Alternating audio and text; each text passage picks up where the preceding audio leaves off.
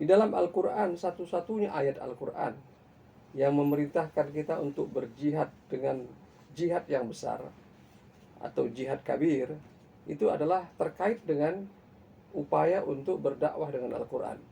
Dalam surah Al-Furqan ayat 52, surah 25 ayat 52, Allah berfirman, A'udzubillahi minasyaitonirrajim, fala tuti'il kafirina wajahidhum bihi jihadan kabira. Jangan engkau ikuti wahai Muhammad orang-orang yang mengingkari kebenaran, orang-orang yang kafir, dan berjihadlah, bersungguh-sungguhlah menghadapi mereka dengan Al-Quran dengan kesungguhan yang besar. Jadi ayat ini menggambarkan kepada kita bahwa ya, untuk urusan Quran kita harus bersungguh-sungguh, bahkan ditambah dengan kesungguhan yang besar. Nah, jadi itulah sebabnya kita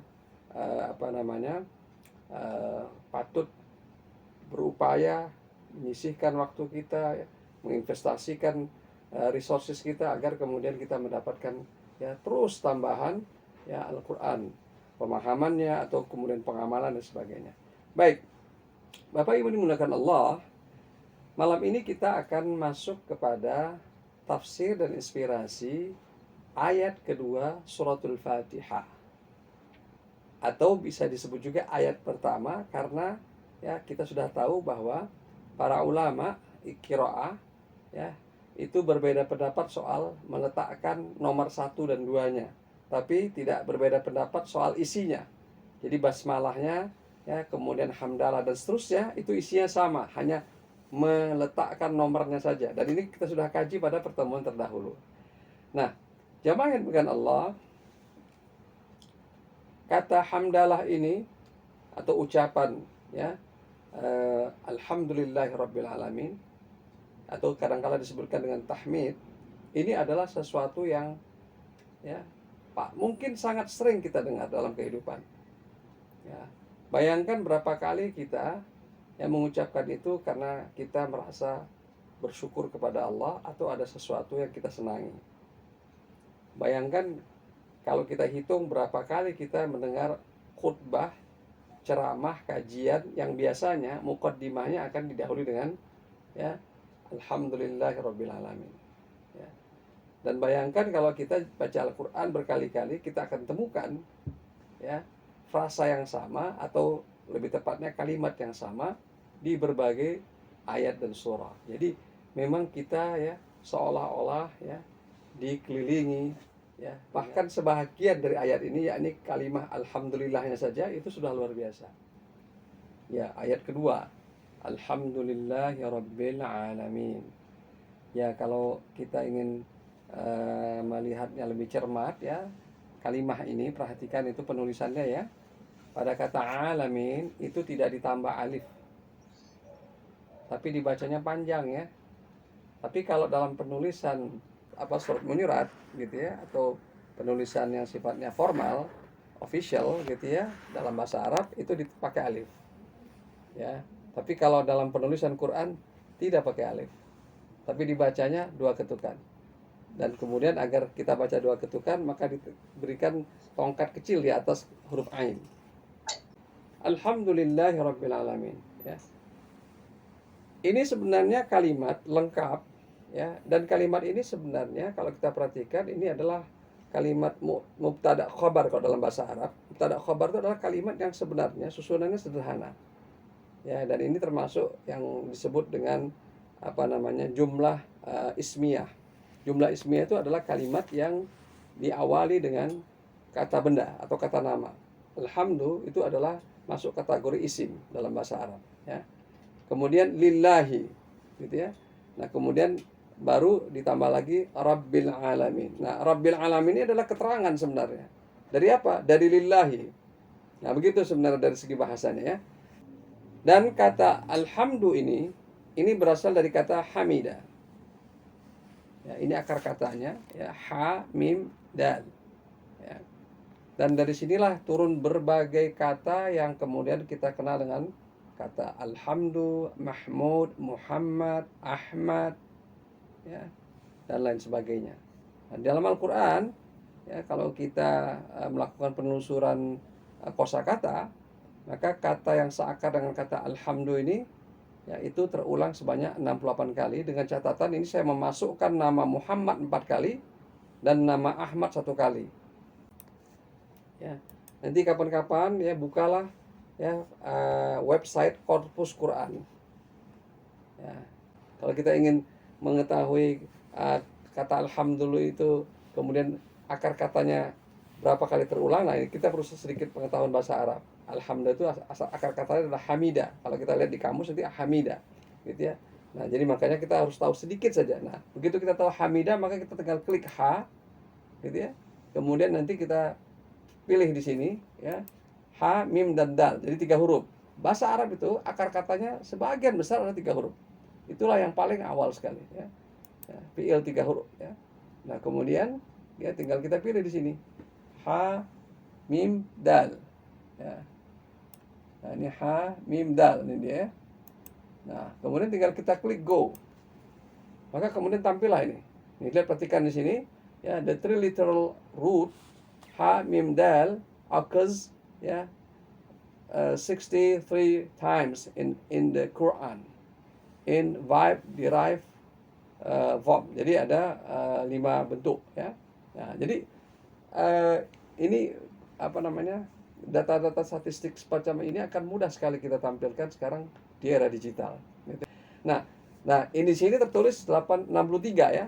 Tapi kenapa saya cantumkan 68? Karena ada nama Ahmad dan nama Muhammad. Dan ini adalah nama yang akar katanya ya, para ulama mayoritas berpendapat bahwa akar kata dari Ahmad dan Muhammad adalah berasal dari kata yang sama dengan Hamidah. Ya, dan kemudian saya tambahkan karena kata Ahmad itu 1 kali, kata Muhammad itu ada 4 kali dalam Al-Quran, maka ya ada 68 kali. Baik, itu kira-kira statistiknya. Saya sengaja buka seperti ini supaya apa? Supaya kita yang ikut ngaji ini ya bertambah cerdas lah ya sedikit gitu ya. Bahwa kita ini sebenarnya bisa menggunakan tool yang tersedia ya di internet itu. Gitu ya. Walaupun kita barangkali orang awam. Inilah hebatnya ngaji di masa era sekarang. Fungsi ustadz seperti siapapun termasuk yang saya sekarang perankan adalah fungsinya lebih kepada coaching sebenarnya. Coaching itu artinya pembimbing. Gitu ya. Tapi bahan-bahan dasarnya tersedia banyak ya di internet. Baik, saya lanjutkan kembali kepada kata alhamdulillah yang terulang sebanyak 68 kali, gitu ya. Nah, kemudian ada satu hal yang perlu kita ketahui kalau kita buka tafsir Ibnu Katsir, ya. Nanti kita akan temukan di sana, ya, apa namanya itu, muqaddimahnya, ya, yang beliau itu kemudian berulang kali, gitu ya,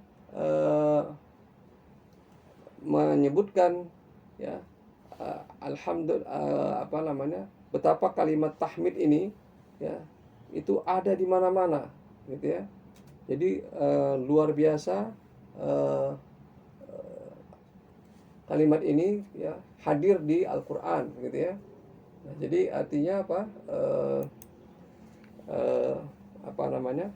Memang Al-Quran itu seperti juga kedudukan ayat ini pada ayat yang kedua atau yang pertama misalnya, gitu ya. Maka kita bisa menyaksikan memang urgensi hamdalah ini sedemikian pentingnya dan menduduki prioritas kedua setelah Allah memperkenalkan ya namanya yang 3 ya, Allah Ar-Rahman Ar-Rahim pada kalimat basmalah. Jadi apa namanya, jamaah bukan Allah ya, kita akan merasakan betul betapa memang apa kalimat hamdalah ini seakan-akan ya menjadi pilar-pilar pengisi seantero Quran, gitu ya. Nah, kita perlu ketahui juga bahwa kata alhamdulillah ini di dalam Al-Quran itu terulang sebanyak ya 28 kali. Ya, nah maaf 27 kali. Jadi nanti catat-catatnya akan saya jelaskan juga ya. Ya, baik. Ini saya tampilkan muqaddimahnya tafsir Ibnu Katsir, gitu ya, atau tafsirul Quran Al-Azim, gitu ya. Yang kemudian di sini kita akan saksikan betapa beliau ya berulang kali menampilkan kata tahmid ya. Saya perhatikan di sini, alhamdulillahilladzi, segala puji bagi Allah ya, iftataha kitabahu bilhamdi, yang telah membuka kitabnya ayat Al-Quran, mengawali kitabnya dengan kalimat tahmid, alhamdulillah. Faqala alhamdulillahi rabbil alamin. Allah berfirman alhamdulillahi rabbil alamin. Ar-Rahman Ar-Rahim Malik Yaumiddin. Jadi beliau mengutip suratul Fatihah. Wa qala ta'ala alhamdulillahilladzi anzala 'ala abdihil kitab wa lam yaj'al lahu 'iwaja. Ini dalam surah ya Al-Kahfi gitu ya. Kemudian juga pada apa namanya itu?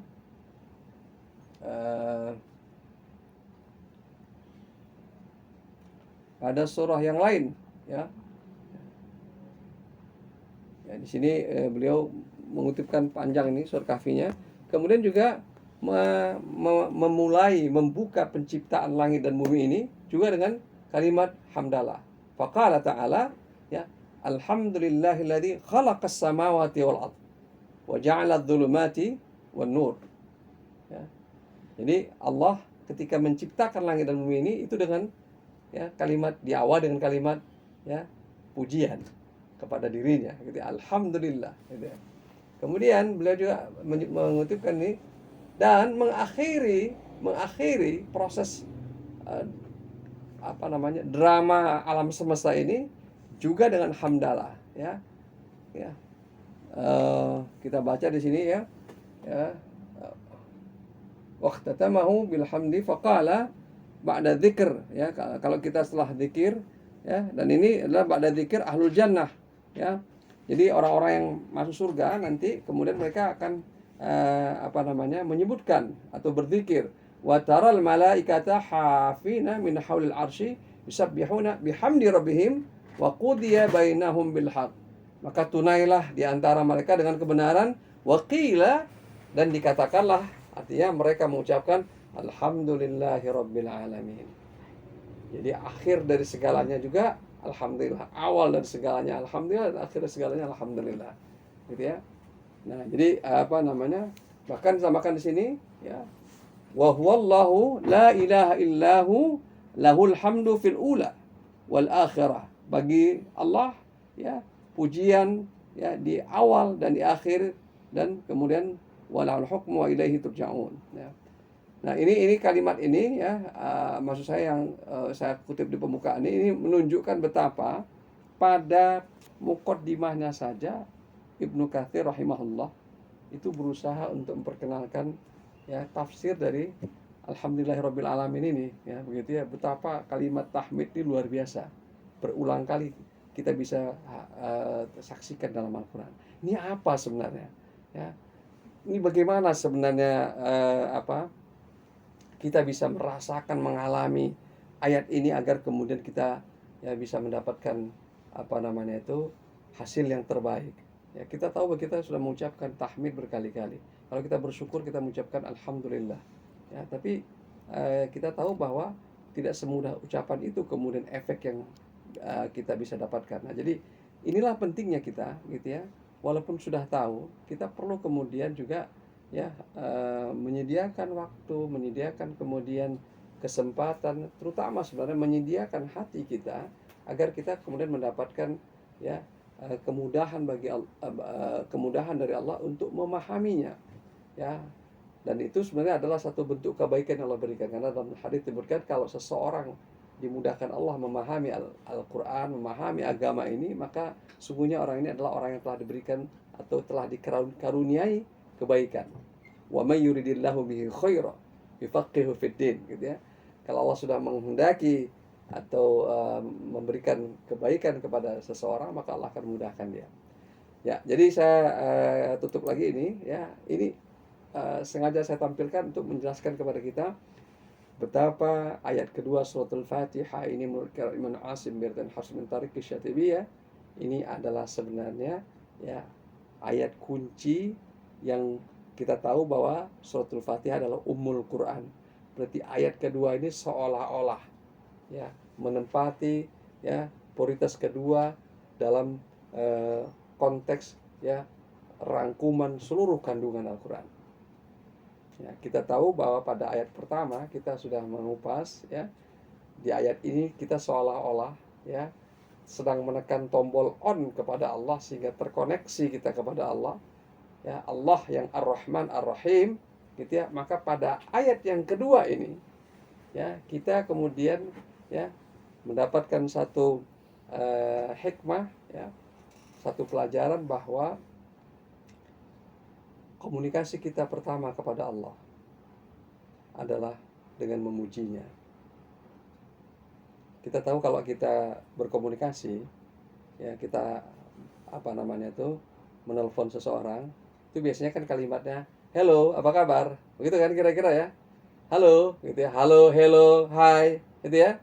Tapi kepada Allah, alhamdulillah. Begitu terkoneksi, maka ucapan pertama adalah alhamdulillah. Itu yang kemudian menjadi standar yang kalau kita perhatikan, ya, berlaku di semua keadaan. Coba perhatikan khutbah Jumat, ya. Nanti di sana akan kita dengar tahmid, dan itu menjadi bagian dari rukun Jumat, gitu ya. Ceramah atau kajian atau nasihat, ya, itu boleh dikatakan muqaddimahnya pasti akan memuat, ya, tahmid, ya, dengan berbagai versi. Alhamdulillah, bisa dengan redaksi yang dikutip langsung dari Quran, ada juga yang dari hadis Rasulullah SAW. Karena misalnya gini ya,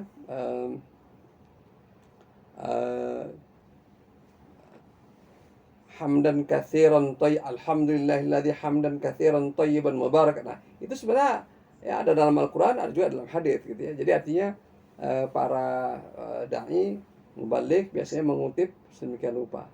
Atau misalnya bisa dikaitkan dengan alhamdulillahilladzi arsala rasulahu bil huda wa dinil haq, dan seterusnya, gitu ya. Ya, jadi artinya apa jamaah Allah? Bahwa kita seolah-olah diingatkan kepada oleh Allah Subhanahu wa taala bahwa, gitu ya, penempatan pujian kepada Allah ini adalah, ya, merupakan prioritas pertama dalam berkomunikasi kepadanya. Prioritas pertama dalam, ya, membangun relasi, ya, kepadanya, dan itu nanti terkait dengan segala urusan yang kita miliki di dunia ini sampai kemudian kita selamat di akhirat sana. Dan itu semuanya diawali dengan kalimat alhamdulillahirabbil alamin. Al-Qur'an ini pada hal tertentu dia mirip puzzle, ya. Mirip semacam kumpulan tanda-tanda yang kemudian itu seperti teka-teki buat kita, gitu ya. Nah, jadi makanya kemudian kita perlu mengeksplorasinya, ya, terus-menerus secara cermat. Betapa kata-kata yang terkait dengan hamidah ini luar biasa, ya. Ya. Kemudian bisa lewatkan saja al-hamid, ya. Hamidum majid, ya. Kemudian apa lagi, ya? Muhammad, Ahmad, Mahmud, maqaman mahmuda.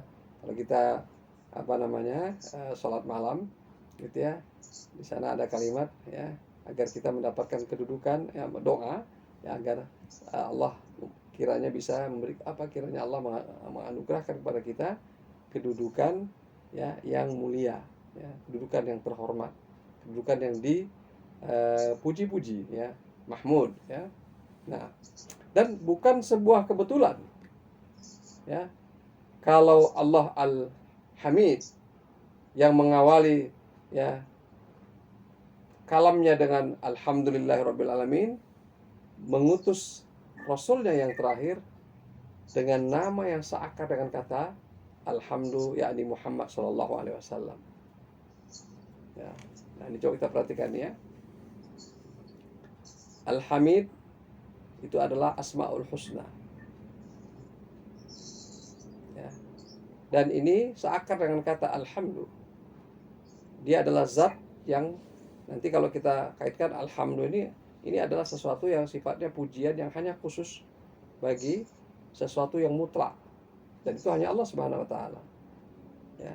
Kemudian, ya, ini juga berlaku kepada Rasulullah. Kita tahu Rasulullah adalah manusia yang terpuji bukan hanya namanya, bukan hanya kemudian sifatnya, tapi juga kemudian apa saja yang ada dari beliau, ya, sejarahnya, keluarganya, ya, dan keturunannya atau nasabnya dan seterusnya. Jadi Rasulullah itu adalah, ya, representasi dari namanya itu sendiri yang mengandung banyak sekali pujian, gitu ya. Dan dialah Ahmad dan dialah Al-Mahmud, gitu ya. Nah, jadi jamankan Allah, tidakkah kita melihat relasi ini antara syahadah pertama dengan syahadah yang kedua, La ilaha illallah Muhammadur Rasulullah, ya. Jadi apa namanya, bukan sebuah kebetulan, ya, Allah, ya, yang menjadi zat yang menciptakan langit dan bumi, yang la ilaha illahu, ya, tiada sesuatu kecuali dia, gitu ya. Tiada ilah kecuali Allah Subhanahu wa taala. Itu kemudian, ya, mengutus para nabi dan rasulnya ke tengah-tengah manusia dan kemudian mengakhiri, ya, proses penyampaian risalah di kepada manusia dengan seseorang yang kemudian Allah berikan, ya, takdirnya namanya Muhammad. Dan ini bukan hanya termaktub di dalam Al-Quran, tapi dalam Al-Quran disebutkan termaktub di dalam Taurat dan Injil atau pada kitab terdahulu. Ya, Masya Allah, ya. Ini kalau yang seperti ini nanti pembahasannya tersendiri. Yang ingin saya sampaikan di sini betapa kata-kata yang semula seperti terpisah-pisah ini sesungguhnya yaitu berkorelasi sedemikian apiknya, sedemikian indahnya, dan kemudian sedemikian sempurnanya. Dan memang, ya, kalau kita bahas nanti secara bahasa, ya, kata alhamdu itu adalah, ya, pujian kepada sesuatu yang memang, ya, tidak mungkin dia tidak terpuji karena zatnya, karena substansinya itu kemudian memuat, ya, sesuatu yang terpuji, sesuatu yang tidak mungkin, ya, seseorang tidak menimbulkan decak kagum, ya, atau kemudian menahan diri dari tidak memuji. Kita tahu bahwa kita ini kalau menyaksikan sesuatu yang begitu dahsyat, ya, maka kita akan secara spontan berekspresi, gitu ya. Nah, jadi alhamdulillah. Dan menurut para ulama, gitu ya, kata alhamdulillah itu, ya, diawali dengan alif lam. Itu alif lamnya fungsi ada istighraq. Istighraq itu artinya apa? Mencakup seluruh pujian. Jadi pada hakikatnya, ya, hal-hal yang terpuji itu sumbernya dari Allah dan dikembalikan kepada Allah. Sumbernya dari Allah dan dikembalikan kepada Allah. Kalau kita ini sebenarnya terpuji itu lewat saja. Itu sebabnya kalau kita dipuji, jangan GR. Ya, kita akan mengucapkan kalimat alhamdulillahirabbil alamin, atau bisa juga dengan kalimat yang lain, gitu ya. Yang itu maknanya bukan artinya saya memang pantas dipuji, tapi lebih tepatnya adalah segala puji itu milik Allah. Kalaupun sekiranya ada orang yang memuji saya, ada makhluk yang memuji saya, sebenarnya itu tidak pantas, dan saya mengembalikannya kepada pemilik sejati pujian itu, yakni Allah Subhanahu wa taala. Dan ini akan mengantarkan seseorang yang mengucapkan kalimat tahmid dengan benar ini dan dengan hati yang benar, terbebas dari apa? Yang namanya itu, ya, sifat atau perasaan GR, perasaan kemudian akhirnya tersanjung, dan bisa membuat yang bersangkutan jatuh kepada sifat ujub. Yang ujubnya artinya merasa takjub terhadap diri sendiri. Jadi apa ya, GR kalau bahasa ininya, ya, bahasa anak mudanya, gitu ya, takjub dengan dirinya sendiri, ujub, gitu ya. Jadi ini terus terang kalau kita menghayati semacam ini, ya Allah ya Karim, ya, maka hidup kita ini menjadi asyik banget. Ya, alhamdulillah, asyik banget, ya. Kita boleh diberi Allah kelebihan, dan kita juga pasti punya kekurangan. Tapi kemudian kelebihan kita ini tidak mengantarkan kita kepada bencana, ya. Dan kekurangan kita tidak mengantarkan kita juga kepada penderitaan. Dan itulah sejatinya hidup manusia, yang di tengah hiruk pikuk, ya, kehidupan yang pasti ada negatif positifnya, dia melangkah, ya, terus menerus ke arah yang kemudian membuat dia terus bernilai dan bertambah nilainya, ya. Nah, inilah yang kemudian kita bisa menghayati mengapa para ulama berpendapat alhamdulillah ini sebenarnya setara dengan, ya, asyukru lillah. Ya, kalau kita bahas nanti itu, ya, alhamdulillah ini setara dengan, ya, asyukru lillah. Ya, artinya ketika kita mengucapkan alhamdulillah, maka sebenarnya substansinya salah satu di antara yang paling utama adalah, ya, ungkapan syukur kita kepada Allah. Ya, itu diungkapkan oleh tafsir Ibnu Katsir, gitu ya. Betapa ungkapan syukurillah ini sebenarnya bisa diganti dengan alhamdulillah. Dan kalau orang mengucapkan alhamdulillah, maka termaktublah di dalamnya, implisitlah di dalamnya ucapan atau ungkapan syukurillah. Kalau alhamdulillah itu harus diucapkan, tapi kalau syukurillah tidak harus diucapkan. Tapi dalam prakteknya, dalam manifestasinya, dia jauh lebih luas karena syukur itu bentuknya bukan ucapan saja, tapi termasuk juga sikap dan tindakan, gitu ya. Nah, jadi samudra makna kalimat hamdalah ini atau lengkapnya alhamdulillahirabbil alamin ini memang luar biasa, dan saya sarankan, ya, perbanyaklah kita mengucapkan tahmid, berzikir, subhanallah, walhamdulillah, wala ilaha illallah, wallahu akbar. Jadi ucapan-ucapan zikir atau kalimat thayyibah ini itu bukan begitu saja. Redaksinya bukan begitu saja itu kemudian disusun tanpa makna. Kalau kemudian saat ini kita membaca tahmid, ya, atau yang kalimat-kalimat thayyibah lainnya atau zikr itu kemudian seadanya lip service saja, itu karena sebenarnya satu, mungkin kita tidak paham. Yang kedua, kita tidak punya ekspektasi terhadap kalimat-kalimat itu. Maka ketika kita ucapkan, dia tidak membekas, nggak menyentuh hati kita, tidak juga kemudian lewat kepada pemahaman atau kognisi kita. Jadi akhirnya apa? Kalimat itu hanya kalimat yang sifatnya lip service.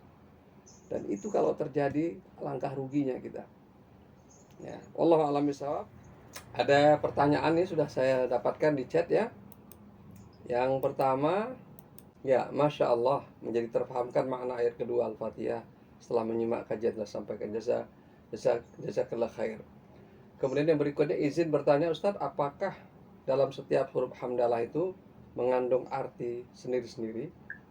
Oke, jadi begini, kalau kita mengupas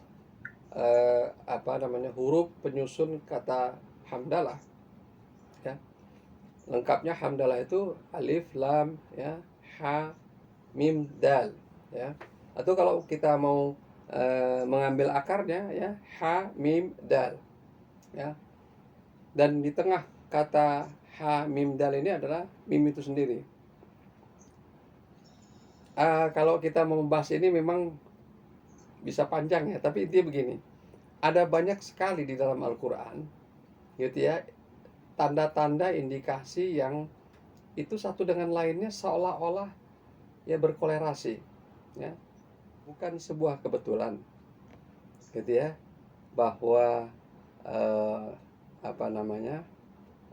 nama Ibrahim itu berawal dengan huruf alif dan berakhir dengan mim. Bukan sebuah kebetulan agama yang Allah turunkan ini namanya berawal dengan huruf alif dan berakhir dengan mim. Dan bukan sebuah kebetulan Nabi dan Rasul yang terakhir yang Allah utus berawal dengan huruf mim, dan seterusnya. Ini contoh nih, ya. Beberapa hari yang lalu ini, gitu ya, kalau kita perhatikan dalam Al-Quran, semua nama Ibrahim, ya, itu ternyata ada dua cara penulisan.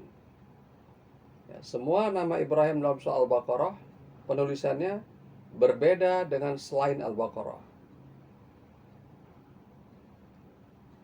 Silahkan nanti cek sendiri, ya. Oke, ini pertanyaan ini memang akan asik kalau kita bahas. Terima kasih Ustadz pencerahannya, menyadarkan saya betapa pujian itu milik Allah supaya kita tidak lengah dengan kebanggaan diri yang sebenarnya semua dari kita. Siapa di antara kita yang tidak suka dan tidak senang dipuji? Bahkan orang yang sudah memiliki sekian banyak pujian saja masih berupaya merekayasa orang banyak agar selalu dipuji-puji. Orang ini sudah punya sejumlah ya sifat karakter yang terpuji sebenarnya. Dia memiliki berbagai keistimewaan, tapi dia masih sempat-sempatnya gitu ya. Kalau bahasa sekarang namanya pencitraan. Pencitraan itu artinya apa? Supaya orang banyak yang kemudian berinteraksi dengannya itu kemudian memberikan pujian. Siapakah di antara kita yang tidak memerlukan pujian? Dan ya, apa kira-kira reaksi kita kalau melakukan satu kebaikan dan kita tidak dipuji? Apa reaksi kita kalau orang-orang yang kita sayangi dan kita harapkan perhatiannya tidak memberi pujian sedikit pun kepada kita? Kita adalah makhluk yang haus pujian. Tapi pujian itu bisa juga menjatuhkan diri kita. Nah, disinilah kita menghayati mengapa kita perlu tahu ya asal muasal dan substansi dari pujian itu. Sesungguhnya pujian itu ya berasal dari Allah, milik Allah, dan hakikatnya ya hanya Dia yang terpuji. Nah, itu yang kemudian membuat seorang muslim yang memahami kalimat hamdalah itu menjadi orang yang tenang, orang yang kemudian ya tidak dengan cepat menjadi jumawa atau kemudian berharap-harap pujian atau kemudian mengalami situasi emosional atau tidak stabil karena dia tidak dipuji orang.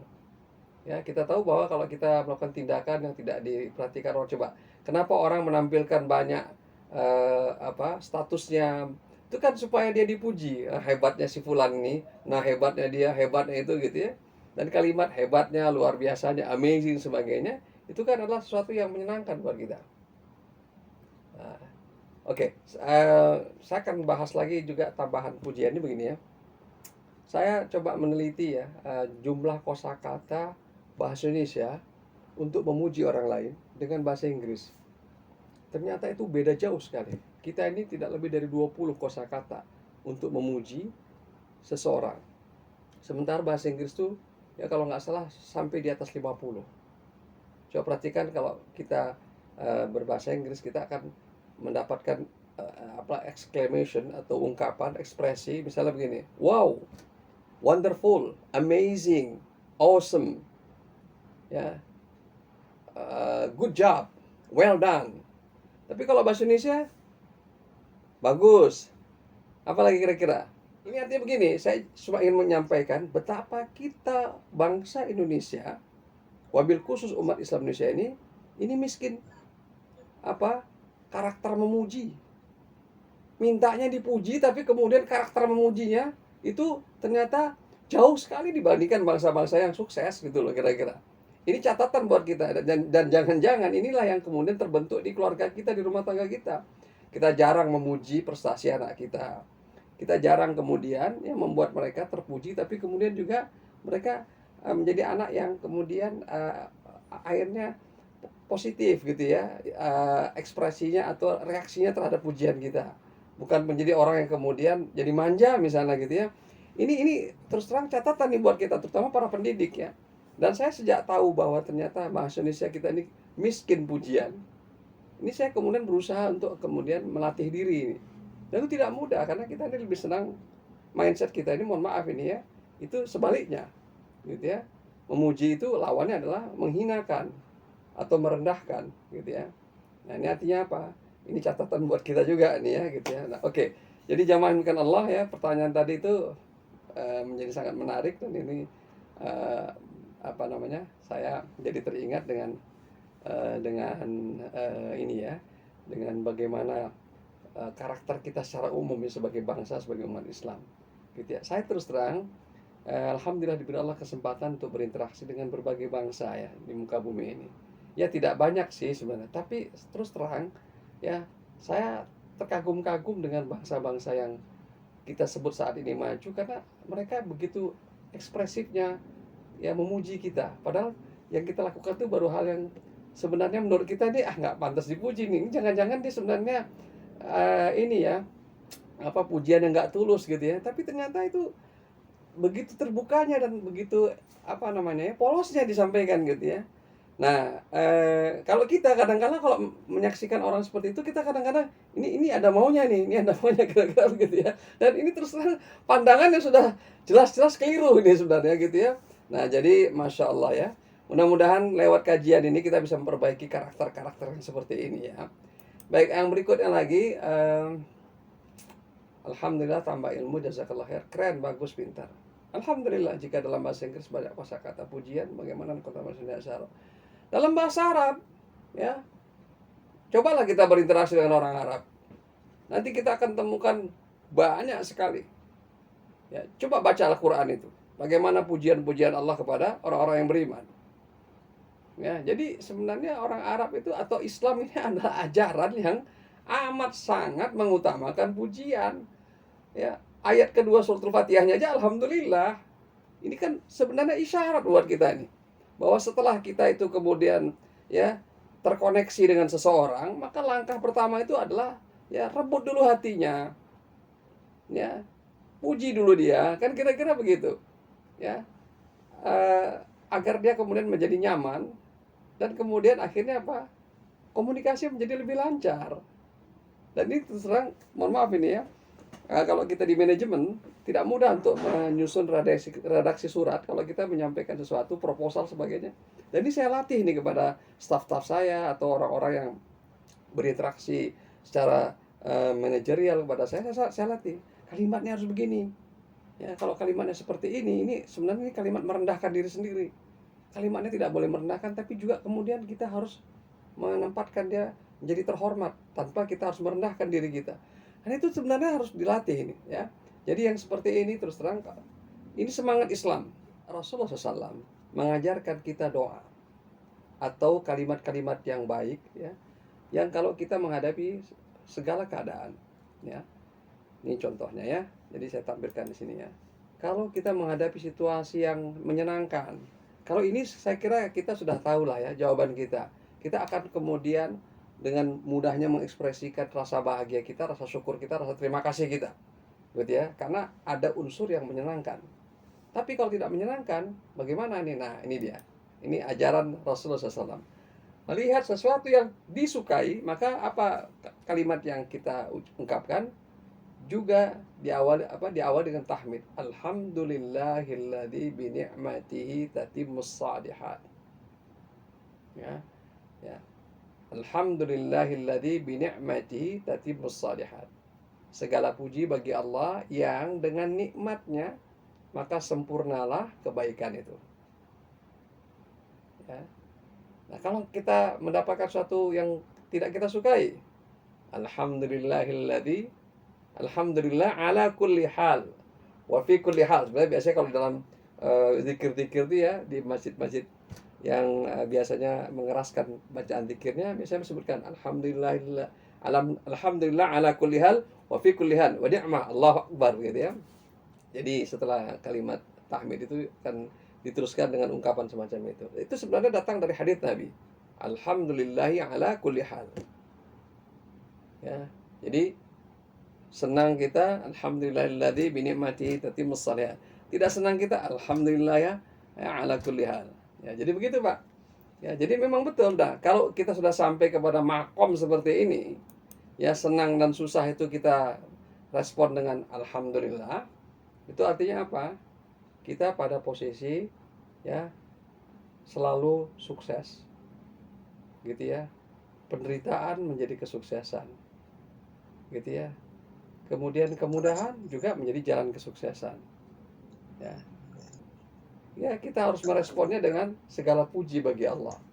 Bahwa seseorang gitu ya menyikapi apapun yang dia dapatkan dari Allah Subhanahu wa taala ya, itu kemudian dengan sikap syukur nikmat.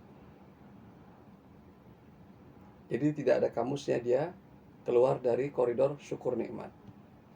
Dan kita tahu bahwa syukur nikmat itu akan mendatangkan nikmat lagi. Dan tidak ada kemudian nikmat itu datang tanpa ya melalui jalan syukur nikmat. Gitu. Jadi makanya ungkapan semacam ini itu ungkapan yang otomatis membentengi seorang mukmin ya akan menjadi orang yang terus-menerus mengumpulkan nikmat Allah. Lepas nikmat yang satu, datang nikmat lebih besar lagi. Lepas nikmat yang satu, diganti nikmat yang lebih besar lagi. Terus-menerus sehingga kemudian makin lama ya akumulasi nikmat yang Allah berikan kepadanya makin besar, makin besar dan makin besar, dan akhirnya mendapat nikmat yang paling besar di sisi Allah Subhanahu wa taala. Itu namanya orang bersyukur. Kenapa zikir pagi petang kita tidak dimulai dengan suratul Fatihah? Sebenarnya ya suratul Fatihah itu justru sudah mengunci di 5 waktu kita, Pak. Itu lebih dari zikir pagi dan petang. Dia nguncinya 5 kali itu bahkan. Dan dalam 5 waktu itu sekian kali kita baca suratul Fatihah. Ya, artinya apa? Itu melebihi dari zikir pagi dan petang tadi sebenarnya porsinya. Ya, bahkan dia diformalkan. Kalau kita tidak lakukan itu, maka kita seolah-olah kalau di tubuh kita ini itu ada bagian organ vital kita yang kemudian itu hilang. Beda dengan kalau sekiranya kita nggak berzikir pagi petang. Itu istilahnya ada bagian tubuh kita yang kalau dia hilang, dia nggak membuat kita kemudian terhalang untuk melakukan aktivitas normal. Walaupun kita merasa berkurang, gitu ya. Tapi kalau sholat tidak. Nah, di sholat itu dibacakan suratul Fatihah. Dan satu-satunya surah yang wajib atau rukun dibaca dalam Al-Quran, dalam sholat adalah Al-Fatihah. Jadi lebih dari itu sebenarnya. Ya, tapi nggak perlu lagi lah ditambah. Kalau mau ditambah lagi bolehkan ya. Tapi tidak perlu lagi. Artinya sudah sedemikian banyaknya porsi Al-Fatihah itu, gitu ya. Artinya itu sebenarnya sudah cukup. Tapi kalau mau baca lagi silakan. Berulang-ulang boleh. Mau wiridkannya sunnah, gitu ya. Ya, jadi silahkan. Jadi sebenarnya gitu ya, jauh lebih banyak Al-Fatihah menjaga kita ketimbang ya porsi zikir pagi dan petang. Nah, cuma begini, karena namanya pagi petang, kita seolah-olah merasa gitu ya bahwa itu seolah-olah ini gitu ya lebih tinggi dari itu. Padahal tidak. Bayangkan kalau orang tidak sholat subuh kemudian dia zikir pagi petang, dibandingkan orang yang subuh iya, qiyamul lail iya gitu ya. Kemudian dia zikir pagi dan petang. Jadi zikir pagi petang itu akan kemudian berefek kalau sekiranya ya yang lain-lainnya itu juga kemudian ya tersedia atau dilaksanakan. Bahwa Al-Quran itu setiap ayat dan surahnya mempunyai bobot yang berbeda-beda. Kita wajib mengimani. Ya, sebab itu yang menjelaskan adalah gitu ya Rasulullah SAW atas petunjuk Allah Subhanahu Wa Taala, gitu ya. Bukan hanya suratul Ikhlas sebenarnya yang dibahas. Pada kesempatan-kesempatan lain Rasulullah juga menjelaskan surah-surah yang lain. Itu menunjukkan sebenarnya surah dan ayat-ayat Quran itu mempunyai bobot, mempunyai kemudian letak, kemudian konteks yang itu kemudian ya berbeda-beda. Ya, dan suratul Ikhlas itu menempati bobot yang paling besar. Ya. Dia setara dengan atau ekivalen dengan sepertiga Al-Quran. Dan para ulama berusaha menjelaskan mengapa ini sepertiga ini. Ya, ada yang menjelaskannya bahwa sesungguhnya ya Al-Quran itu ya atau Islam itu memuat gitu ya seperti halnya hadits Nabi, rukun iman, rukun Islam, kemudian ihsan ya, dan itu sepertiganya dan di rukun iman itu. Nah, masih banyak lagi tafsirnya, tapi intinya adalah bahwa kita wajib mengimani bahwa ayat dan surah Al-Quran itu punya bobot yang berbeda-beda ya. Nah, karena bobotnya berbeda-beda, maka kita tidak bisa kemudian memukul ratakan. Tapi walaupun bobotnya yang satu kurang dibandingkan yang lain, ya, kalau dalam konteks keutuhan dia tidak boleh dibedakan dan dipisahkan. Ya, kita tahu bahwa yang namanya zat besi itu Pak di tubuh kita itu kecil sekali ya kebutuhannya. Tapi jangan coba-coba kita kurangi, anemia kita insya Allah, gitu ya. Tapi juga jangan makan besi Pak, insya Allah kemudian wassalam juga nanti kalau makan besi kebanyakan. Jadi kira-kira begitu ayat Quran ini. Jadi ayat Quran itu ada yang kecil saja porsinya, tapi dia menentukan hidup kita. Ada yang besar sekali dia, karena memang sebagian besar hidup kita itu porsinya adalah itu, gitu ya. Tapi tidak boleh satu sama lain itu ayatnya kita anggap oh ini ayatnya nggak penting nih, nggak ada. Semua ayat Quran penting. Nah, dia hanya kemudian bobotnya, tata letaknya dan fungsinya saja yang berbeda. Yang pasti kalau kita ingin sempurna, maka kita harus menerimanya ya secara utuh. Ya, Tidak ada satupun ayat yang kita pisahkan, kita bedakan. Kita mungkin barangkali ya ada yang menganggap favorit ayat A, tapi sebenarnya ini adalah perspektif subjektif kita. Favorit itu karena apa? Kita baru hafal di situ kan gitu ya. Coba kalau kita udah hafal yang lain, kita akan favorit lagi tempat yang lain. Jadi artinya sebenarnya ya populer tidak populernya satu ayat itu sebenarnya hanya karena kita ya berinteraksi dengan ayat Quran itu, dan kebetulan ayat itu yang saat itu kemudian banyak menyita perhatian kita, maka kita anggap tuh ayat favorit. Tapi kalau dalam konteks Al-Quran, semua ayat itu istimewa. Tapi kita juga harus tahu bahwa setiap ayat dan surah itu berbeda-beda ya bobotnya, gitu ya, berbeda bobot. Tidak sama dengan kemudian kita boleh milih yang itu dan boleh milih itu, tidak. Ya bobot boleh berbeda, tapi kemudian perannya ya itu tetap harus kita terima seutuhnya. Wallahu a'lam bishawab. Jadi kalau kita perhatikan hubungan atau nisbah antara ayat 1 dan 2, ya ini menunjukkan kepada kita bahwa ini adalah tahap awal kita ma'rifatullah. Ya, jadi tahap awal kita ma'rifatullah itu adalah kita ya terkoneksi dengannya. Kita memohon pendampingannya, itu dalam surat ayat pertama itu. Kita kemudian mengenali dia Allah Ar-Rahman Ar-Rahim. Dan kita tahu bahwa kasih sayangnya itulah sebenarnya yang menjadikan kita hadir di alam semesta ini. Kita tahu bahwa rahmat Allah itu dan seterusnya. Kemudian pada ayat yang berikutnya ini kita kemudian diajarkan oleh Allah ya, unggah-ungguh, sopan santun, toto kromo kalau kita berinteraksi dengannya dan dengan makhluk-makhluknya. Gitu ya. Bagaimana? Kita awali dengan kalimat positif. Kita awali dengan mindset positif. Kita awali dengan persangkaan baik. Kita awali dengan ya optimisme. Kita awali dengan ya semangat kebaikan dan seterusnya. Ya, jadi Masya Allah ya. Baik, saya lanjutkan sedikit dari sisi redaksi atau tata bahasanya. Alhamdulillahirabbil alamin. Saya kembalikan lagi, coba perhatikan di sini ya, supaya kita sedikit tahu bahasanya dan kemudian akhirnya kita tahu mengapa ini menjadi Robbil baris bawah gitu ya. Kok bukan Robbal gitu ya atau Robbul gitu ya. Nah, alhamdu ini adalah sebenarnya subjek ya. Segala pujian, kekaguman, sanjungan lillahi. Li di sini artinya milik atau bagi. Ya, jadi segala pujian bagi Allah. Kemudian ya, frasa berikutnya ini menjelaskan Allah ini. Karena di sini ada huruf lam, namanya huruf jar, ya, membuat majrur kata Allah menjadi Allahi. Ya, lillahi nggak pernah kita dengar lillahu, gitu ya. Maka kemudian kalimat frasa berikutnya dia menyesuaikan dengan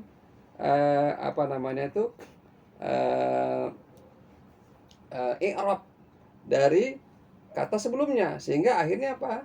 Karena lillahi ya, maka kemudian Rabbun itu menjadi Rabbi. Ya, jadi artinya apa?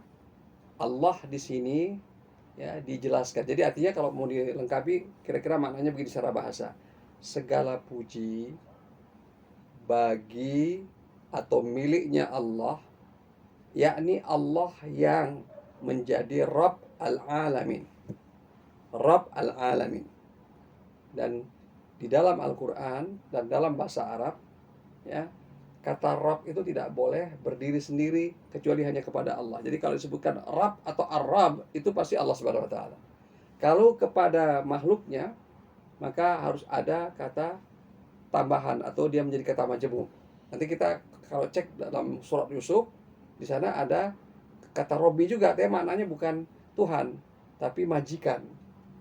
Kenapa? Itu diperuntukkan kepada makhluk. Gitu ya. Dan kalau di dalam bahasa Inggris, padanan yang tepat adalah Lord. Oh my Lord.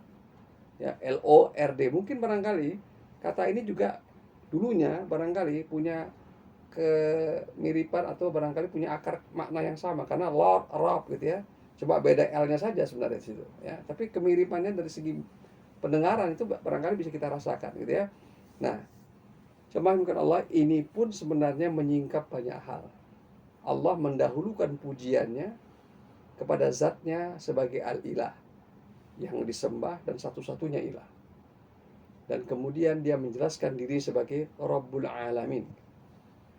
Berarti di sini artinya apa? Allah mendahulukan sifat uluhiyahnya atau disebut dengan sering sekali ya kalau dalam kajian-kajian tauhid itu adalah tauhid uluhiyah gitu ya. Kemudian baru Rabbul Alamin sifat rububiyahnya. Ya, jadi coba perhatikan urutannya itu. Ya. Jadi uluhiyahnya dan kemudian rububiyahnya. Dan kita juga akan jelaskan pada kesempatan lain.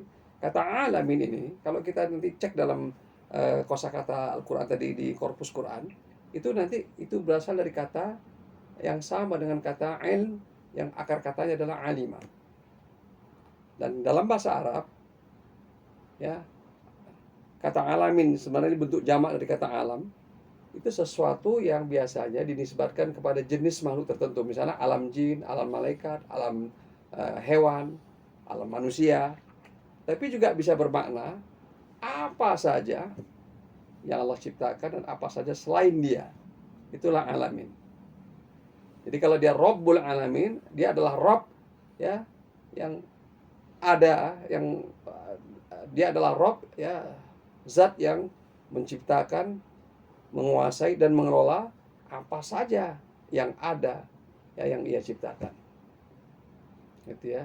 Jadi alamin ini di samping juga bermakna ada alam manusia, ada alam jin dan sebagainya, itu yang dipahami oleh bahasa Arab pada masa lampau, tapi juga dari sisi akar katanya adalah apa saja yang kemudian terkait dengan selain Allah Subhanahu wa taala yang bisa dijangkau oleh manusia. Yang bisa dijangkau oleh manusia, yang diberi pengetahuan oleh Allah kepada manusia. Baik, ini ada implikasi yang luar biasa nanti ya, kita akan bahas pada kesempatan lain. Tapi intinya adalah zaman dengan Allah ya, lewat penalaran bahasa ini, dan itu biasanya kalau di dalam tafsir-tafsir ya kita akan dapatkan yang seperti ini lebih luas lagi biasanya kalau para ulama yang berusaha mengupas dari sisi lughahnya ya, atau dari segi balaghahnya begitu ya. Tapi sebenarnya di tafsir-tafsir umum juga itu dijelaskan ya. Nah, saya tambahkan lagi sedikit di sini ya, agar kita kemudian bisa nanti punya pemahaman yang lebih komprehensif. Perhatikan ayat berikutnya nanti. Dan lebih tepatnya adalah 2 ayat berikutnya. Jadi setelah Alhamdulillahirrabbilalamin, perhatikan 2 ayat berikutnya. Ar-Rahmanir Rahimi. Ayat berikutnya lagi, Maliki Yaumiddin. Jadi di sini ya, Ar-Rahmani itu baris bawah, Ar-Rahimi baris bawah, Malik ya itu juga berbaris bawah. Artinya apa? Pujian kepada Allah tadi bukan dia sebagai Rabb saja, tapi dia yang maha pengasih lagi maha penyayang, dan dia yang menguasai hari pembalasan, dan dia yang menguasai. Jadi pujian itu ya kepada Allah, zat yang segalanya. Makanya kalau kita baca Al-Quran suratul Fatihah ya, kalau kita mau wasolkan itu dari ayat kedua, ketiga, dan keempat sebenarnya. Berhenti di situ, jangan diwasolkan terus sampai ayat ketujuh gitu ya. Kenapa? Karena 3 ayat ini sebenarnya punya korelasi secara tata bahasa yang ini, yang dekat gitu ya. Jadi alhamdulillahirabbil alamin arrahmanir rahim maliki yaumiddin. Berhenti di sini. Baru kemudian ayat berikutnya gitu ya. Dan ini ayat-ayat ini menggambarkan lagi, sekali lagi kalau kita kaitkan dengan suatu ayat pertama suratul Fatihah yang kita bahas pada pertemuan sebelumnya, apa itu? Ya, pengenalan kita terhadap Allah Subhanahu wa taala. Ya. Jadi di suratul Fatihah ini bahagian pertamanya adalah milik dia. Kita masih ingat barangkali hadits kursi yang kita bahas ketika kita bahas buku Tiada Salat Tanpa Al-Fatihah, bahwa ketika seseorang mengucapkan alhamdulillahirabbil alamin, Allah membalas dengan hamidani abdi, ya. Kemudian ar-rahman rahim, athna alayya abdi, malik yaumiddin majjadani abdi. Tapi kemudian ketika masuk ayat berikutnya ini yang kelima, maka di sini ada batas. Nah, jadi artinya apa? Yang kita bahas saat ini masih masuk pada domain miliknya, masuk pada domain, ya, ini kita membicarakan tentang dia, masuk pada domain mengenalnya. Wallahu a'lam bishawab. Kalau kita baca tafsir Ibnu Katsir nanti, sebenarnya kalimat lengkapnya adalah alhamdulillah wa syukrulillah. Jadi artinya apa? Alhamdulillah, segala puji bagi Allah, dan puji syukur kita panjatkan kepada Allah. Jadi sebenarnya itu lengkapnya begitu. Jadi Islam ini mengcover sebenarnya, gitu ya. Jadi kalau kita tinggal kita tambah aja alhamdulillah, puji syukur kepada Allah. Alhamdulillah, puji syukur kehadirat ilahi. Alhamdulillah, puji syukur, ya. Makanya para ulama berpendapat, ya, apakah alhamdulillah ini sama dengan syukurillah? Sebagian berpendapat sama sebenarnya. Karena orang mengucapkan alhamdulillah ini sebenarnya adalah ungkapan yang paling awal, ya, ketika seseorang itu bersyukur. Kan kita tahu ketika kita bersyukur, maka ucapan kita adalah alhamdulillah. Setelah makan kita menikmati hidangan, kita akan ucapkan alhamdulillah, gitu ya. Nah, bahkan sebelum nikmat itu kita dapatkan, kita ucapkan dulu alhamdulillah, gitu ya. Nah, jadi kalau di dalam Islam, ya, memang lengkapnya itu adalah alhamdulillah wa syukrulillah. Ya, jadi alhamdulillah, segala puji bagi Allah. Kalau mau dilengkapkan alhamdulillahirabbil alamin wa syukrulillah. Ya, segala puji bagi Allah dan syukur kita, terima kasih kita kepada Allah atas berbagai nikmatnya. Ya, jadi betul memang karena keyakinan yang berbeda mungkin, atau karena tidak paham lebih tepatnya, ya, dia hanya mengucapkan puji syukur, ya, kita panjatkan kepada Allah, kepada Tuhan Yang Maha Esa. Tapi sebenarnya kalau menurut saya, gitu ya, bagi kita tinggal kita tambahkan alhamdulillah, puji syukur, gitu ya. Kalaupun diganti bisa jadi puji syukur, sebenarnya sih masih konteksnya sama, ya. Tapi saya kira keterlaluan deh kalau misalnya mengucapkan alhamdulillah saja itu sudah dianggap menakutkan, gitu ya. Padahal itu adalah pujian kan sebenarnya, gitu ya. Nah, kan orang juga mengucapkan di dalam bahasa Inggris juga praise God, praise the Lord. Biasa itu, gitu ya, puji Tuhan. Gitu ya, biasa itu. Gitu ya. Jadi sesuatu yang aneh dan tidak dianggap kemudian orang yang kemudian ini. Kalau saya terus terang ya menyarankan kepada siapa saja, marilah kita sebagai muslim bersikap normal saja, gitu ya. Jadi jangan merasa sebenarnya orang-orang yang merasa justru apa ya, seolah-olah kalau begini nih jadi akan terkesan alim dan sebagainya, itu sebenarnya adalah karena apa ya, persepsi yang memang perlu diperbaiki. Padahal itu sesuatu yang normal. Karena di agama, keyakinan yang lain juga seperti itu. Dan itu biasa. Memuji Tuhan itu sesuatu yang biasa, gitu. Gitu ya. Dan apa namanya, mestinya kita tidak kemudian jadi, kalau saya Islam jangan muji Tuhan lah, gitu ya. Puji syukur aja. Itu juga kita nih kadang-kadang yang begitu tuh terlalu berlebihan, ya. Jadi karena itu akhirnya berlebihan takutnya maksudnya, ya. Padahal sebenarnya sesuatu yang biasa, dan di agama juga biasa, dan kita juga tidak perlu alergi kalau ada orang mengatakan puji Tuhan. Ya, memang Tuhan itu kalau dari segi maknanya secara substansial memang terpuji, gitu ya, terlepas dia mungkin barangkali salah memahami Tuhannya, gitu ya, seperti itu. Dalam urusan hadiah menghadiahkan amal ini, itu para ulama, ya, berbeda pendapat. Jadi kalau kita sudah masuk pada wilayah berbeda pendapat ini artinya apa? Kita punya 2-3 opsi, gitu ya. Yang membolehkan dengan syarat, yang membolehkan tanpa syarat, yang tidak membolehkan dengan syarat dan sebagainya. Karena itu kemudian akhirnya yang bisa kita lakukan adalah kita mencoba satu, kita boleh memilih mana pilihan yang kira-kira tepat buat kita. Tapi penalaran terhadap hujah atau argumentasi dari pendapat yang lain itu kita juga harus maklumi. Dan itu kadang-kala tidak harus kemudian kita temukan dulu haditsnya. Contoh begini nih. Kalau ada seorang mengatakan, ayo kita baca suratul Fatihah, semoga surah ini, ya, memudahkan urusan kita. dia artinya sedang berwasilah dengan suratul Fatihah itu, karena membaca Al-Fatihah itu sunnah, mendatangkan kebaikan. Maka kemudian kita minta kepada Allah lewat kebaikan ini agar kemudian ya apa yang menjadi hajat kita dimudahkan Allah. Dan itu tidak perlu pakai hadis. Itu penalaran karena ada hadisnya. Kenapa? Ada kisah di masa lampau dan ini menyampaikan Rasulullah ketika ada 3 orang pemuda yang terkurung di sebuah gua. Gua ini ditutupi oleh batu besar, batu ini nggak bisa mereka geser. Kemudian mereka berwasilah kepada Allah dengan amal-amal mereka. Jadi mereka cerita, saya ini punya orang tua, ya orang tuanya ya yang selalu saya sediakan susu sampai ketika beliau ini dalam keadaan tertidur, susunya belum diminum, dibiarkan. Padahal anak saya pingin ini minum susunya. Kalaulah ini menjadi kebaikan maka mudah digeser oleh Allah kan gitu kan. Nah itu sebenarnya adalah hadits yang menjelaskan bahwa amal-amal soleh kita ini bisa menjadi wasilah. Nah bacaan Al-Fatihah tadi itu bisa menjadi amal soleh yang kemudian kita berwasilah dengan amal itu kepada Allah. Dan makanya boleh gitu ya. Jadi artinya apa? Kita harus melihat konteksnya. Nah, oleh sebab itu saya hanya menyarankan begini. Marilah kita bijak dalam menyikapi perbedaan fikih semacam itu. Gitu ya. Dan juga kadangkala dia memang benar tanpa penjelasan hadits pun dia memang dibenarkan oleh semua pihak yang berbeda. Kenapa? Karena sebenarnya tadi niatnya tadi. Kita baca Al-Fatihah. Coba kalau misalnya begini, Bapak Ibu sekalian, marilah kita mencari-cari amal soleh kita yang bisa kita mohonkan kepada Allah agar doa kita mustajabah. Yuk kita baca suratul Baqarah, kan gak kuat kita Bu.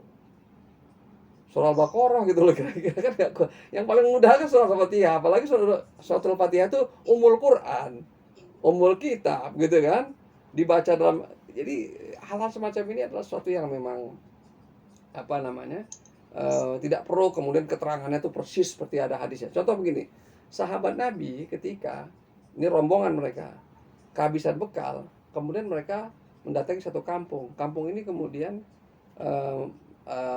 menerima dengan syarat, dan kampung ini belum menerima Islam, mereka masih musyrik. Mereka mau menerima para sahabat yang kehabisan bekal ini dan mau memberikan bekal tambahan pada mereka dengan syarat apa?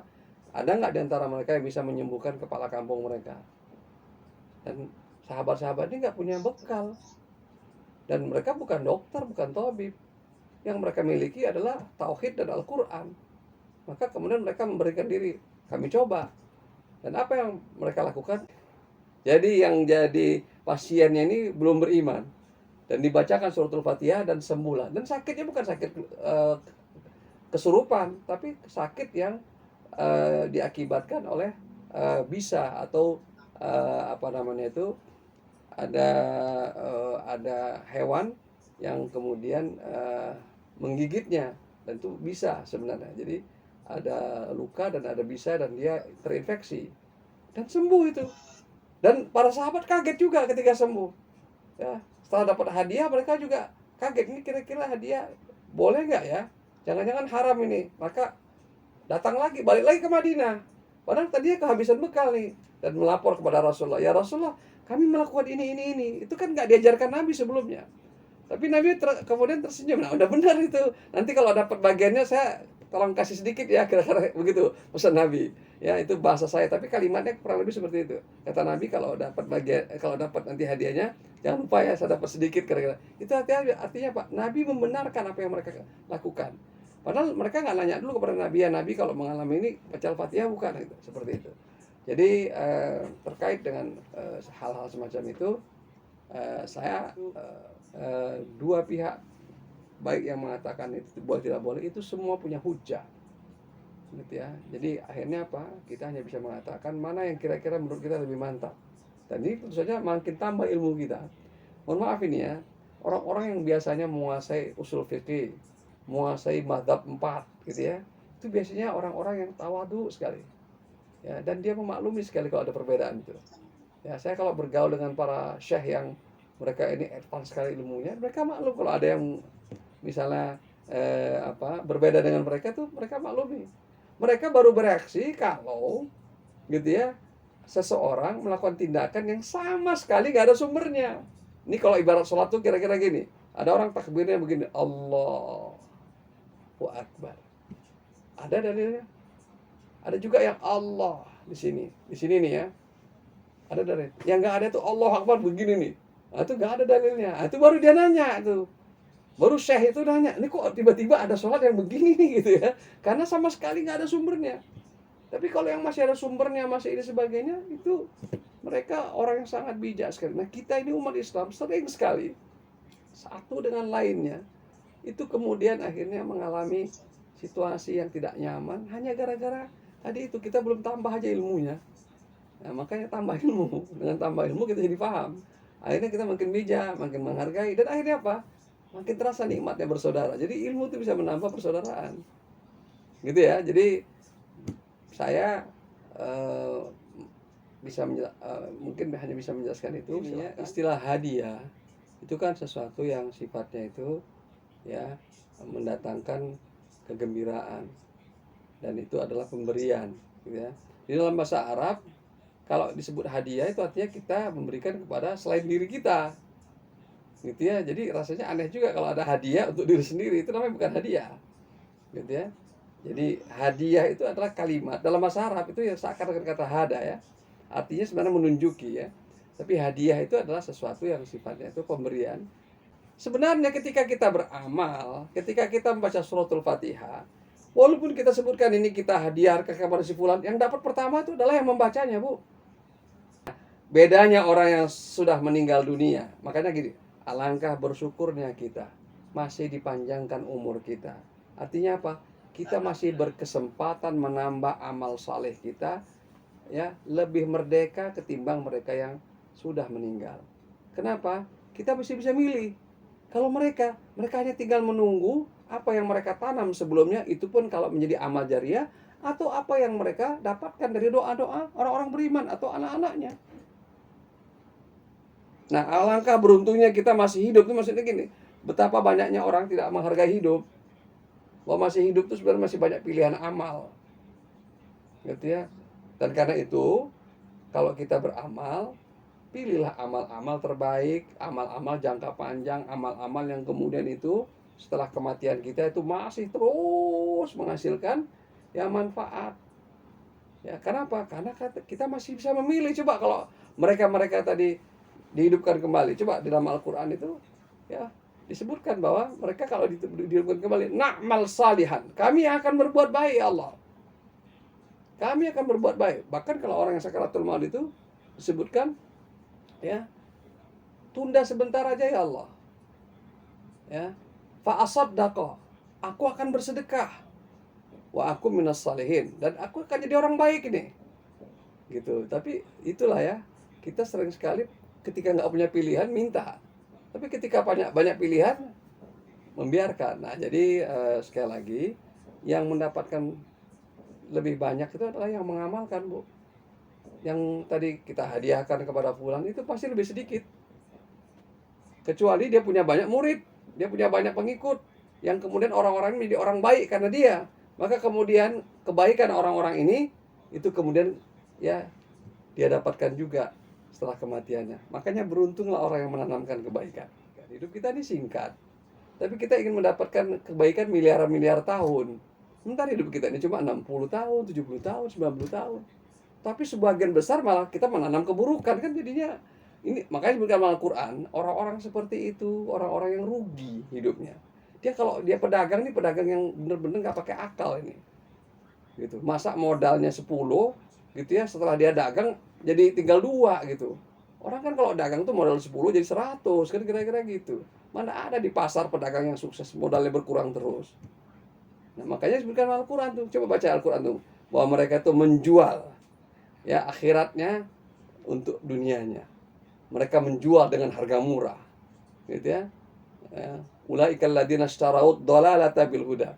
Mereka menjual membeli ad-dhalalah, gitu ya, dengan yang namanya petunjuk. Jadi kesesatan dibeli dengan petunjuk. Jadi petunjuk dibuang, kesesatan diambil, gitu ya.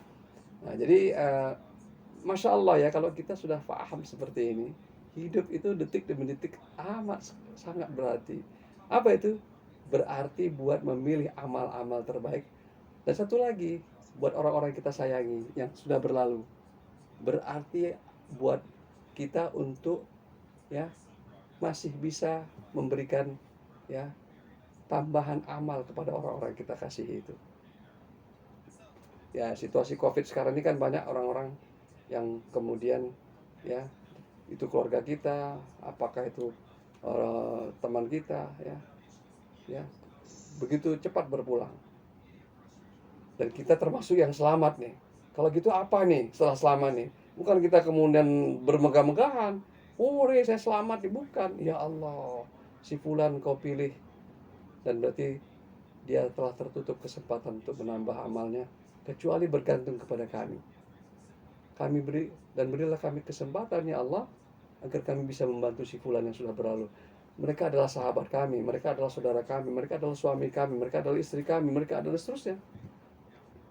Itu cara kita untuk menyayangi mereka. Marilah kita berupaya untuk meletakkan motivasi kita melakukan ibadah itu pada motivasi yang lebih tinggi ketimbang sekedar batas minimal, gitu ya. Jadi batas minimal itu adalah anta'budallah ka'anna fa illam takun tara fa innahu yaraka. Batas minimal itu adalah batas kita diawasi. Kalau nggak diawasi kita lengah, gitu ya. Nah, itu namanya diingatkan, itu batas minimal. Tapi batas yang lebih tinggi lagi adalah cinta. Kalau cinta itu kita bukan pingin dilihat Allah, kita pingin melihat dia. Kalau kita pingin diawasi itu artinya apa? Kita masih sebenarnya jauh jaraknya. Tapi kalau kita pingin agar kita menyaksikannya, itu artinya apa? Ada dorongan rindu, ada asyik, atau bahasa Indonesia asyik, gitu ya. Sehingga kemudian ini akan membuat kita mengerahkan potensi kita setinggi-tingginya, gitu ya. Dan itu yang akan membuat ibadah itu menjadi asik. Tadi sudah saya sampaikan, ada orang diberikan mantra yang nggak ada artinya atau tidak tahu artinya, tapi karena harapan dia terhadap mantra itu luar biasa, maka dia mengamalkannya luar biasa, gitu ya. Dan ternyata ada juga hasilnya, gitu ya. Setan ikut juga kemudian menambah, gitu ya. Nah, itu aja sudah membuat orang begitu senangnya, gitu. Apalagi kita tahu bahwa ya ibadah ini memang luar biasa. Kemudian tinggal bagaimana kita meletakkan motivasi kita, niat kita. Kalau kita minimalis ya memang dapatnya minimalis. Kalau kita bisa tingkatkan lagi kepada yang paling tinggi, maka kita akan mendapatkan yang terbaik. Saya kira itu yang perlu kita dorong ya, supaya mudah-mudahan gitu ya ibadah-ibadah kita ini ya menjadi ibadah yang benar-benar ya menghasilkan value yang setinggi-tingginya di sisi Allah Subhanahu wa taala. Ingat, dalam beribadah itu yang paling penting adalah niatnya ikhlas, tata caranya sesuai dengan yang Allah berikan tujuannya. Tapi ada satu lagi yang jarang dibahas, berkualitas. Jadi niat ikhlas, tata caranya sudah benar, tapi pas-pasan, itu namanya kualitasnya minimalis, gitu ya. Jadi berkualitasnya penting, gitu. Nah, kualitas ini biasanya didapatkan oleh seseorang yang motivasinya lebih tinggi. 2, seseorang yang biasanya ilmunya lebih tinggi. 3, seseorang yang biasanya pengalamannya lebih lama. Nah, mudah-mudahan kita mendapatkan ketiga-tiganya. Terima kasih.